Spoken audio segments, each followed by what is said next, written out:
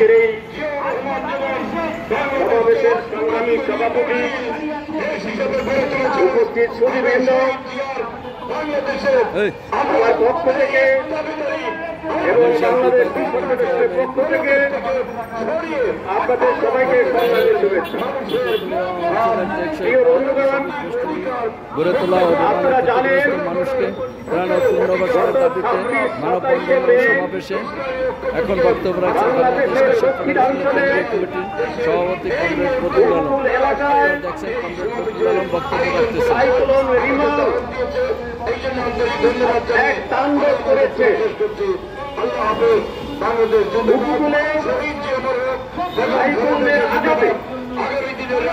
আমাদের উপকূলবাসী চরমভাবে বিপর্যস্ত হয়েছে, তাদের যানবাহনের ক্ষতি হয়েছে, সুন্দরবনের বিপর্যয় হয়েছে। দক্ষিণাঞ্চলের মানুষ তাদের সর্বস্ব হারিয়েছে, তাদের ক্ষেতের ফসল হারিয়েছে, তাদের গরু, বাছুর, ছাগল, হাঁস, মুরগি, খৈজসপত্র সবকিছু জলোচ্ছ্বাসে ভাসিয়ে নিয়ে গেছে। সাথীয় বন্ধুগণ, যাদের কাঁচা ঘর ছিল, খড়কুটোর ঘর ছিল, সেগুলো ভাসিয়ে নিয়ে গেছে।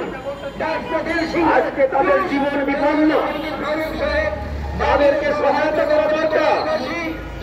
কিন্তু আমরা দেখছি তাদের যে প্রয়োজন, সেই প্রয়োজনের তুলনায় সামগ্রিক সহযোগিতা তাদের কাছে গিয়ে পৌঁছেছে।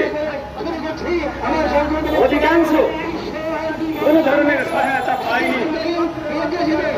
আজকে তাদের কৃষি পুনর্বাসন দরকার, তাদের স্বাভাবিক জীবনে ফিরে আসার জন্য তাদের ঘর বাড়ি পুনর্নির্মাণ দরকার। কিন্তু কোন ধরনের সাহায্য তারা পাচ্ছে না এই সমস্ত করতে। সাথীয় বন্ধুগণ, আজকে যে ঘূর্ণিঝড় আমাদের এই দক্ষিণাঞ্চলের মানুষ মোকাবেলা করছে, এই ঘূর্ণিঝড় এমনিতে হচ্ছে না। এই ঘূর্ণিঝড় শুধু প্রাকৃতিক নিয়ম হচ্ছে না, এই ঘূর্ণিঝড় ঈশ্বর প্রদত্ত নয়।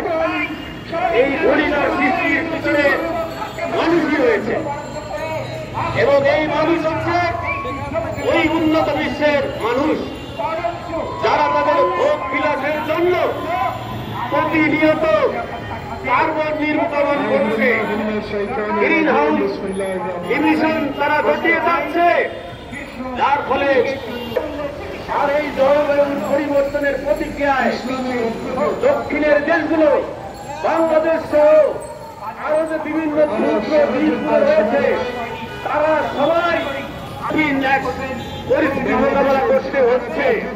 প্রতিনিয়ত তারা আশঙ্কার মধ্যে, ভয়ের মধ্যে তারা জীবনযাপন করছে। বলা হচ্ছে বাংলাদেশ সহ রাষ্ট্রগুলির অধিকাংশ অঞ্চল আগামী 50 সালের মধ্যে পানির নিচে সমুদ্রে গর্ভে তলিয়ে যেতে পারে। সাথীয় বন্ধুগণ, এইরকম এক ভয়ঙ্কর পরিস্থিতির সামনে নিয়ে আমরা বসবাস করছি, আমরা বাংলাদেশের মানুষ বসবাস করছি। অথচ এর জন্য যারা দায়ী, তারা কোনো কিছুই করছে না। আমরা পরিষ্কার ভাবে মনে করি ওই সাম্রাজ্যবাদী দেশ, ওই America, Canada, China, Australia, European ইউনিয়নভুক্ত দেশগুলো, তারা এই পরিস্থিতির জন্য দায়ী, এবং তাদেরকে বলতে হবে আমাদের দক্ষিণ অঞ্চলের মানুষ যাতে করে তারা স্বাভাবিক জীবনযাপন করতে পারে, যাতে তাদের এই ধরনের দুর্যোগের সম্মুখীন হতে